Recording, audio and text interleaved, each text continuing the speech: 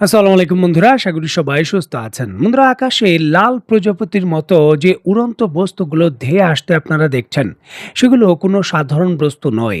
Iran থেকে ছোড়া সরাসরি শক্তিশালী মিসাইলগুলো একের পর এক তার টার্গেটের দিকে যাচ্ছে। গতকাল রাতে ইরান এইভাবেই মধ্যপ্রাচ্যের বিভিন্ন যুক্তরাষ্ট্রের যে ঘাঁটি রয়েছে, সেই সকল ঘাঁটির বিরুদ্ধে তার সামরিক পদক্ষেপ নিয়েছে। পূর্বের হামলাগুলো উপসাগরীয় যে দেশগুলো রয়েছে একেবারে দক্ষিণ দিকে সেখানে সীমাবদ্ধ থাকলেও এইবার ইরান তার প্রতিবেশী দেশ ইরাকের যে ইরবিল রয়েছে সেখানেও হামলা করেছে।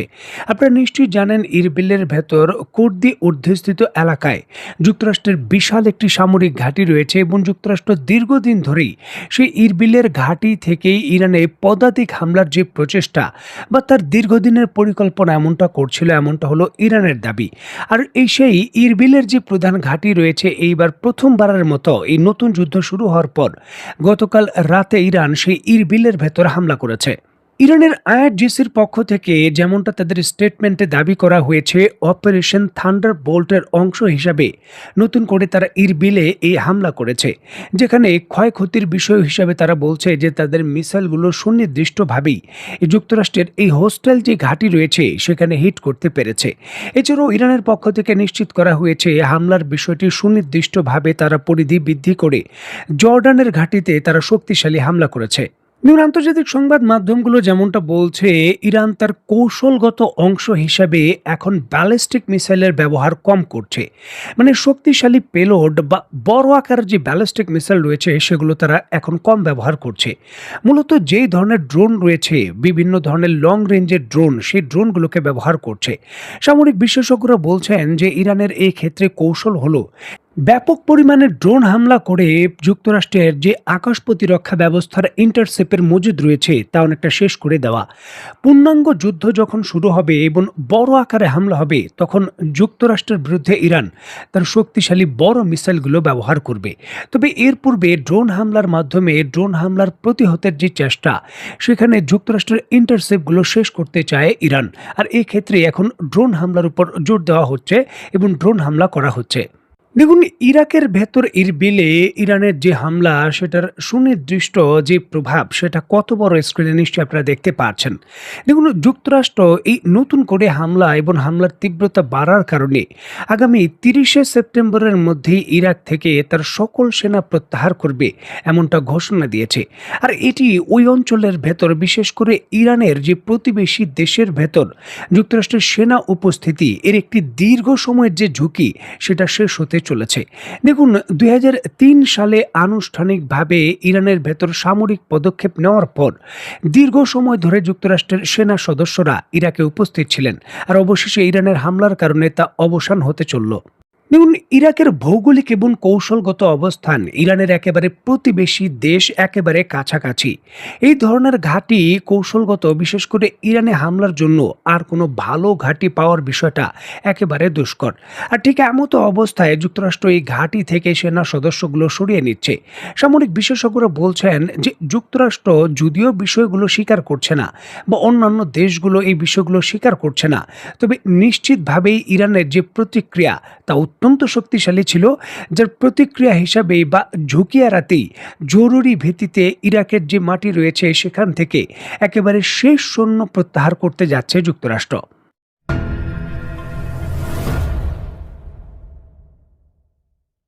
দেখুন, ইরান যুক্তরাষ্ট্রের ঘাঁটিগুলোকে লক্ষ্য করে হামলা করেছে। পাল্টা হামলা কিন্তু যুক্তরাষ্ট্র শক্তিশালীভাবে করেছে। স্ক্রিনে নিশ্চয়ই আপনারা দেখতে পাচ্ছেন, ইরানের যে বন্দর আব্বাস রয়েছে, তার যে ওয়াচ টাওয়ার রয়েছে, সেখানে সুনির্দিষ্টভাবে যুক্তরাষ্ট্রের ছোড়া লং রেঞ্জের যে ক্রুজ মিসাইল কি করে সরাসরি গিয়ে হিট করলো। এই ধরনের হামলা গতকাল রাত থেকে একেবারে ভোর পর্যন্ত মোটামুটি ইরানের যে দক্ষিণাঞ্চল রয়েছে, পুরো দক্ষিণাঞ্চল জুড়েই করেছে সরাসরি যুক্তরাষ্ট্র। দেখুন, ইরানের একেবারে হরমুজ প্রণালীতে অবস্থিত যে ৩ টি দ্বীপ রয়েছে, গ্রেটার তুনব, লেসার তুনব এবং আবু মুসা। এই ৩ টি দ্বীপের যে আবু মুসা এবং গ্রেটার তুনব রয়েছে, ২ টি দ্বীপেই শক্তিশালী হামলা করেছে যুক্তরাষ্ট্র।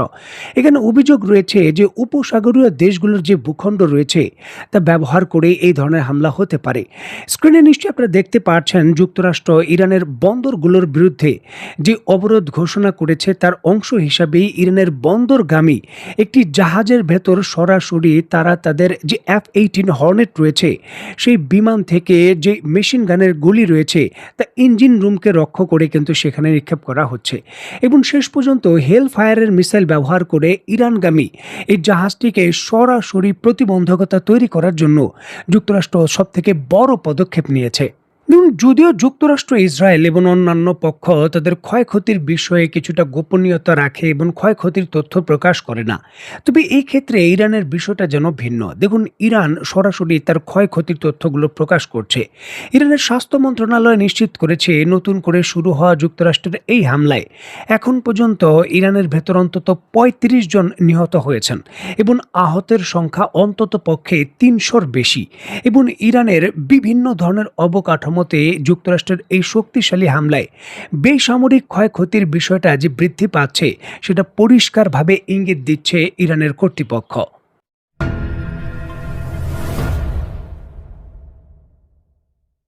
দেখুন, যুক্তরাষ্ট্র ইরানের বিরুদ্ধে নতুন করে যে সামরিক হামলা শুরু করেছে, সেগুলো এই হরমুজ প্রণালীর উপকূলের কাছাকাছি পারস্য সাগরের উপকূল এবং এই পাশে পাশে যে সকল শহর রয়েছে সেখানেই সীমাবদ্ধ। ইরানের যে মূল ভূখণ্ডের ভেতরে তেহরান বা অন্যান্য অঞ্চলে বড় ধরনের হামলা যুক্তরাষ্ট্র এখনও শুরু করেনি। তবে এই ইস্যুটিকে কেন্দ্র করে যুক্তরাষ্ট্র গতকালকে তার যে স্পেশাল কমিটি রয়েছে, তার বৈঠক শেষ করেছে। দেখুন, ইরানে আরও বিধ্বংসী হামলার পরিকল্পনা করছেন ডোনাল্ড ট্রাম্প। ইস্যুটিকে কেন্দ্র করে তার সামরিক উচ্চপদস্থ কর্মকর্তা এবং প্রশাসনের যারা স্ট্র্যাটেজিক কৌশল বাস্তবায়নের অধিকারী রয়েছেন, তাদের সঙ্গে কথা বলেছেন। যুক্তরাষ্ট্রের প্রেসিডেন্ট সরাসরি ইরানের বিরুদ্ধে আরও এমন শক্তিশালী হামলা করতে চান, যাতে তার মতে ইরান যে কোনো চুক্তি করতে বাধ্য হয় এবং তার শর্ত মেনে নিতে বাধ্য হয়। পরিকল্পনার অংশ হিসাবে যুক্তরাষ্ট্র তার যে বোমারু বিমানগুলো রয়েছে, সেগুলো ব্যবহার করতে চায়। এই ক্ষেত্রে কি কি ধরনের প্রতিবন্ধকতা রয়েছে, কি কি ধরনের ঝুঁকি রয়েছে, সেই বিষয়গুলো নিয়ে আলাপ আলোচনা করা হচ্ছে। এখানে আপনাদের সুবিধার্থে বলে রাখা ভালো, এখন পর্যন্ত ইরানের বিরুদ্ধে যে হামলাগুলো হয়েছে, সেগুলো দূরপাল্লার যে ক্ষেপণাস্ত্র রয়েছে সেগুলো ব্যবহার করে, বিশেষ করে জাসেম-ই-আর বা টামাহক মিসাইল ব্যবহার করে, যেটা যুক্তরাষ্ট্রের যুদ্ধ বিমানগুলো অনেকটা দূর থেকে ইরানের ভূখণ্ডের কাছে না এসেই সেই মিসাইলগুলো ব্যবহার করতে পেরেছেন। তবে সেই সকল মিসাইলের উৎপাদন করা এবং ব্যবহার করার বিষয়গুলো সীমিত। টামাহক মিসাইল বছরে খুব একটা বেশি তারা তৈরি করতে পারে না। জাসেম-ই-আর মিসাইলও খুব একটা বেশি নয়, এর সংখ্যা হয়তো ৩০০ হতে পারে।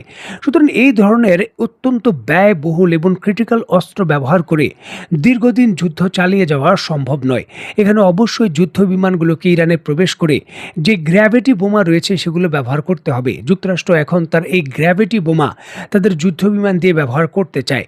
ধরুন, গ্র্যাভিটি বোমা ব্যবহার করার জন্য সরাসরি ইরানের আকাশে যদি যুক্তরাষ্ট্রের যুদ্ধ বিমানগুলো প্রবেশ করে, তাহলে ফলাফল অন্য কিছু হতে পারে বা অনেক কিছুই হতে পারে।